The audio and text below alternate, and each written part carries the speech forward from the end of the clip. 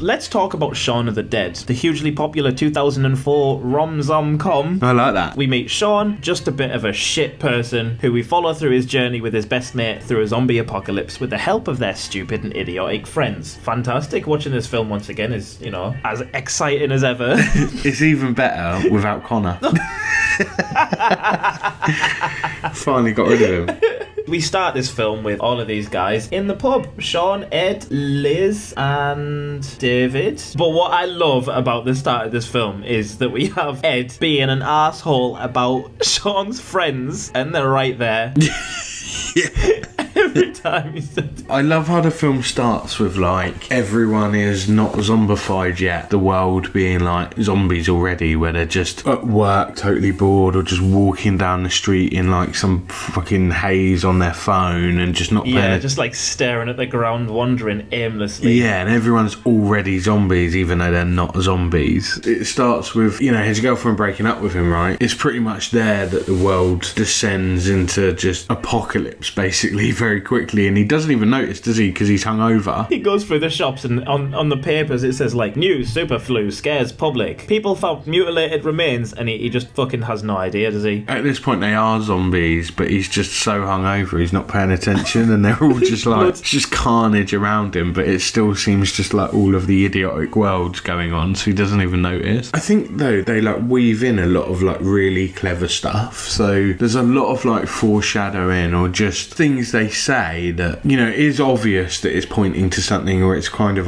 quite simplistic in what they're saying. There's a point where he says, the next time I see him he's dead, and he is. Just moments like that where it's leading to something that actually happens, but it just comes off as a line within the film. I think that's from a writing perspective it's quite clever, all the foreshadowing that's just woven throughout. I think one of the bits that I loved most about the film is his job. In a shit curries where he just points to a TV in front of people. I swear he's the team leader of the shop, because he has to train people as well. all the kids answer to him, but they all just hate him and take the piss out of him. Especially that one giant child. I can't remember his name. The one who tells him you've got red on you, which has become such a pointlessly well-used phrase. Again, it's one of them foreshadowing types of lines though, isn't it? Of you've got red on you, and then by the end of the film they're just completely covered in blood. The Winchester, again, iconic. The start of the film, she absolutely hates it. Wants to go somewhere else. That fails because he doesn't book it, so he wants to go to the Winchester, which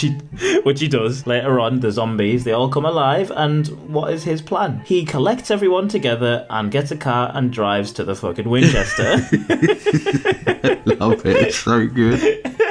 And fucking hell, mate, I love his mum in this film, His mum. I think she's so funny. She's a good actor in this, isn't she? Yeah, she's just everyone's dipshit mum, isn't she? Everyone's got a friend whose mum is this.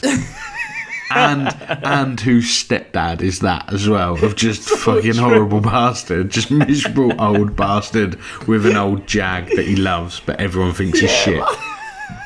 I love when they go in a joyride in it, when the stepdad becomes a zombie. He's turning, isn't he, because he's been bitten, and he's refuses to let him in his Jag, and eventually he gives in, and then Nick Frost just handbrake turns it and just goes on an absolute joyride with it. Effectively, this film is them trying to get away from all the zombies and back to the Winchester, because that's where they feel they'll be safest. And we essentially just go on that journey for the majority of the film, don't we? 3 stages, isn't there? The opening one where everyone becomes a zombie, then the journey, and the fence. The fence is a running gag in all 3 of the Cornetto trilogy, isn't it? Oh, it's so good. It's just nothing meaningful at all, but it's so fucking brilliant. They get to the Winchester, completely surrounded in zombies, and to disguise themselves, they're just grown a little bit, and it works. Everything kicks off. Yeah, they're fighting for survival, aren't they? Because the jukebox goes on, and Knobhead turns all the fucking lights on and off, doesn't he? It's advertising that they're in the building.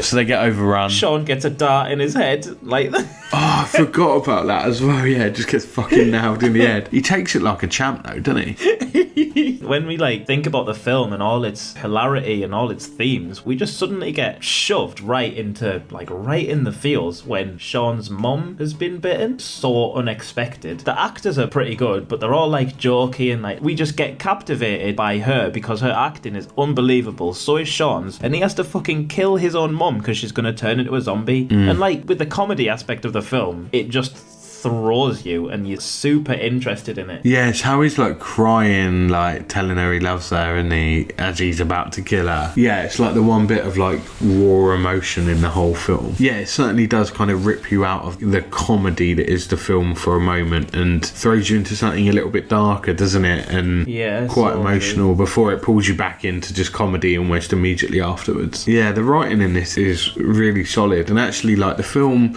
I think the same for all three of the Cornetto trilogy, that all three films are written in a way that there's never really like massive bland spots throughout the film. It just is entertaining the whole way through. When all the zombies are in the pub, they set the bar on fire and they stay in the pub. Yeah, and then go down like a ladder underneath the pub. They go outside. Shaun's ex-girlfriend turns up with the fucking army. Can you imagine just bumping into the entire army? Excuse me, lads. Yeah? Doing much? No, not really. Alright, well, give us a hand then. Fucking hell. There's actually an apocalypse going on. What? I love the serious acting spliced in with the comedy and the whole storyline. Like it all works so well because it is very, very funny throughout the whole thing, but we also have a mixture of very serious and unexpected emotions, and I think that just pushes the film really high for me. It portrays itself as a bit of like a love story, but it's not really a love story at all, and it's more of like a bromance thing, isn't it? Yeah. You know, it's them two kind of fighting their way back to their favourite pub and then trying to defend it. And there just so happens to be a girlfriend that he's trying to win back along the way. Yeah, I like it. I think it's a really enjoyable film. It's well paced, it's well written, it's funny. It's got moments where it kind of drags you out of just being this kind of like typically British humoured comedy to being like, oh shit, there's actually some real emotion behind this, and then just rips you back into just stupidity again. Yeah, I think it's one of those films that you could just watch multiple times and enjoy every single time without getting bored, isn't it? I've never put this film on and stopped it. I look forward to moving on to Hot Fuzz next. Let's see what we can do. My man. Alright, thanks Kofi. Thank you Ghoul Gang for listening in. For some obscure reason you happen to enjoy this, you might as well hit subscribe because we do more of this weird, stupid, pointless shit. But if you didn't enjoy it, I doubt you're still listening, so it doesn't matter. Thanks for listening.